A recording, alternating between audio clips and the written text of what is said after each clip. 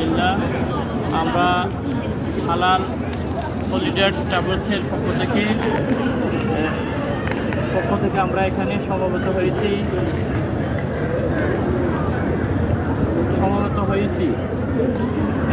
আমাদের সাথে আছেন জনাব আলহাজ মাওলানা ওমর ফারুক সাহেব বারাকাল্লাহু ফি হায়াতিহি এবং সোনাগাজীর বিশিষ্ট বীর মুক্তিযোদ্ধা জনাব মুশাররফ হোসেন সাহেব এবং আব্দুল খালেক চাচা এবং প্রাক্তন সরকারি রেল কর্মকর্তা জনাব হাবিব রহমান সাহেব, ইঞ্জিনিয়ার শহীদুল হক সহ আমরা প্রায় 10 জনের কাফেলা নিয়ে সোহদা অর্থাৎ